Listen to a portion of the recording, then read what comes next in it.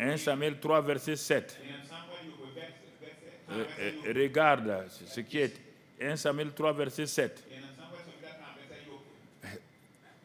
Samuel est un appelé de Dieu. Sa mère l'a donné à Dieu, mais ce n'est pas suffisant. Ah, je suis appelé. Ce n'est pas suffisant. Non, mon ami. Il est écrit ici, Samuel ne connaissait pas encore l'Éternel. Ne dis pas que tu as étudié ça, tu as lu. C'est ton problème là, tu crois avoir écouté et lu. Et regarde, quand on dit parfois des enfants, tu as appris ta leçon, maman, j'ai appris ça. Non, je connais ça. Il s'en va au CEP, il échoue.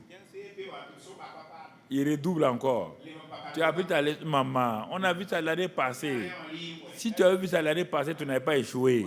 Il s'en va encore, il échoue. Il y a des chrétiens comme ça. Ils ne comprennent rien. Mais quand tu veux parler, non, on a déjà entendu ça. Tu n'as pas entendu.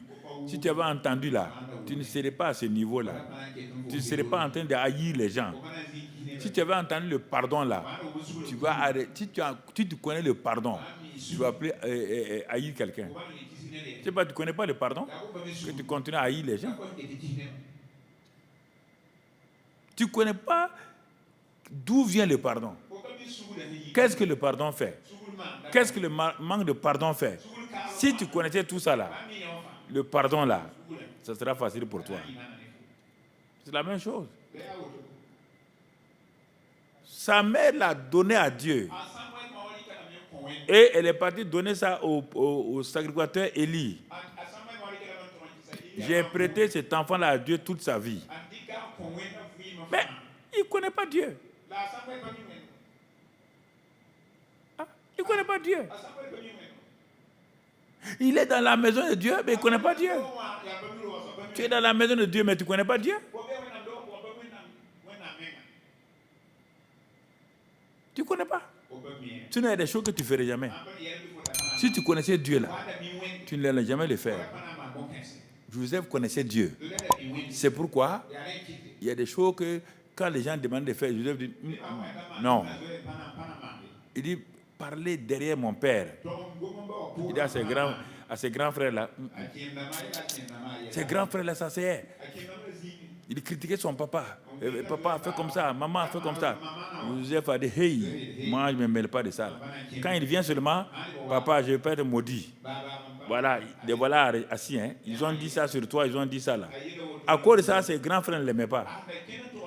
Son papa l'a aimé, Dieu l'a aimé. Et Dieu va venir se révéler à lui. Et il a connu Dieu dans la maison de son père. C'est pourquoi il a commencé à partir de Potiphar là. Il connaissait déjà Dieu. À 17 ans, il connaissait Dieu. Il entendait Dieu. La vie chrétienne que les gens mènent aujourd'hui là, c'est une vie, ils veulent ceci, bénédiction, mais ça ne marche pas. Ils ne connaissaient pas encore l'Éternel. Et la parole de l'Éternel ne lui a pas encore été révélée. Les deux vont ensemble. Les deux ensemble. Les gens, la parole de Dieu ne lui a pas été révélée parce qu'ils ne connaissaient pas Dieu, l'Éternel. Ils ne le connaissaient pas. Si tu ne me connais pas, ma parole ne peut pas te révéler. Ça, c'est comme l'autre l'a dit, c'est la palisse. Tu ne me connais pas. Et tu dis que l'autre, j'ai dit ça, j'ai dit ça. Ceux qui me connaissent vont rire. Vont rire. Vont rire. Il y a longtemps, des médecins étaient à Yalgado là. Il y a longtemps, ils étaient en train de causer. Bon, comme quand ils causent toujours, tôt ou tard, ils vont passer sur mon nom. C'est pas mon nom là. Les gens là, ils aiment ça. Hein? Un qui a dit, ouais, on ne sait pas comment il a fait. Il a jonglé. Il faut qu'il mette mon nom là-dedans. Oui, les carambris là. Chaque fois, il dit que tant. Nous, on était à Bordeaux ensemble. Ceux qui me connaissaient, là, on se sont tus pour voir jusqu'où il va aller. On était à Bordeaux ensemble. C'est parce qu'il est tombé malade là, qu'il a accepté Jésus là, et que ceci ou cela. Et puis d'ailleurs même, le gars il parle comme ça là. Tous ses enfants sont aux États-Unis. Tous ses enfants sont aux États-Unis. Et tu sais, il a construit une maison à 2 étages là. Tant. Ceux qui connaissaient, on dit, ils ont dit, ok, très bien. Tu connais Karambiri? Le même Karambiri là? Oui. Non, comment? On connaît Karambiri. Toi, tu le connais. Ils ont dit à ceux qui étaient là, vous nous suivez, on va aller vous montrer Karambiri. Il est en location dans une petite maison là-bas, à côté de Saint-Camille. Il n'a pas, même pas encore de maison personnelle.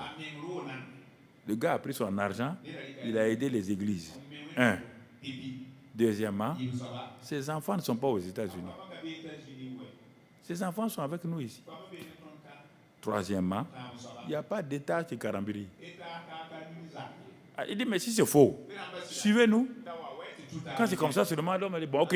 Et il dit, bon, ok, on doit aller Il a disparu. Il ne me connaît pas.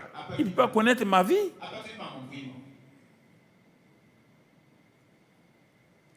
Samuel ne connaît pas Dieu. Comment la parole de Dieu va être révélée? Non, c'est trop bas. Ta main est trop bas. Il faut mettre au milieu. Voilà. Donc, comment il va connaître? C'est ça. Toi, tu suis les choses. Tu ne veux pas suivre la parole. Ce que je t'ai dit tout à l'heure là. Tu ne veux pas passer du temps avec Dieu. Avoir sa parole. Comment tu vas? Il est dans le temple. Il est au bon endroit. Mais il ne connaît pas Dieu. Le jour que vous allez comprendre ce que je vous dis là, vous serez libre et aller de l'avant. La prophétie de quelqu'un, quand on vous donne une prophétie, vous avez un problème. Parce que la prophétie là, c'est vous qui devez la réaliser, ce n'est pas quelqu'un d'autre.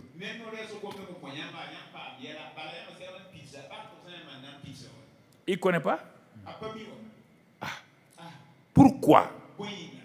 Parce qu'il est dans un milieu où la connaissance de Dieu avait diminué, où la parole révélée était rare. Verset 1. Le jeune Samuel était au service de l'Éternel devant Élie. La parole de l'Éternel était rare en ce temps-là et les visions n'étaient pas fréquentes. Voici l'ambiance où il était. Il ne peut pas connaître Dieu parce que là où on l'a placé là, on ne connaissait plus Dieu et la parole de Dieu était rare et les visions les révélations étaient rares. On ne peut pas grandir là-bas. C'est pourquoi je vois des pasteurs qui disent des inepties là. Je ne peux pas comprendre. Ils ne savent pas que Christ est en eux. Plein de pasteurs ne savent pas ce qu'il y a. Tout le temps, c'est le Dieu de l'Ancien Testament. Dieu d'Abraham, d'Isaac, de Jacob. Dieu d'Abraham, d'Isaac, de Jacob. Jésus dit, vous voulez que je vous apprenne à prier? À partir du moment, mettez fin à l'expression Dieu d'Abraham, d'Isaac et de Jacob. Vous m'avez entendu parler de ça, moi? Vous m'avez déjà prié? Vous m'avez déjà vu prier Dieu d'Abraham, d'Isaac et de Jacob? Non, parce que Dieu est notre Père. Les disciples étaient choqués. Mais ce que Moïse nous a appris, je ne m'appelle pas Moïse, je m'appelle Jésus. C'est ce que Jean-Baptiste, je ne m'appelle pas Jean-Baptiste, je m'appelle Jésus. C'est moi le Fils de Dieu. Dieu incarné. Et c'est l'ombre, moi je suis la réalité. C'est moi le chemin, la vérité. Et si vous voulez, dire Dieu d'Abraham, d'Isaac et de Jacob. Mais les païens là, Jacob n'est pas leur père. Isaac n'est pas leur père. Mais maintenant, quand moi je suis venu, le Dieu de Jacob là, d'abord, est devenu le père de tout le monde. Ils ont dit, ah ouais, c'est vrai. Non, non, non. Quand on dit aux gens de prier encore, c'est tout, ils sont le Dieu d'Abraham, d'Isaac. Il ne peut pas dire notre père. Jésus dit, votre père est là, dans le lieu secret. On n'a pas dit Dieu d'Abraham est là. Votre père est là. Il y a une relation de père et de fils.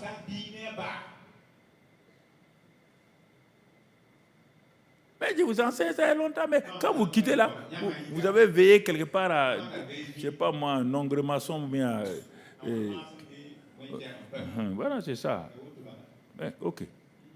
De toute manière, chacun pour soi, Dieu pour tous. C'est ça. Les révélations n'étaient pas fréquentes. C'est pourquoi ils ne connaissaient pas Dieu. Ils ne connaissaient pas Dieu.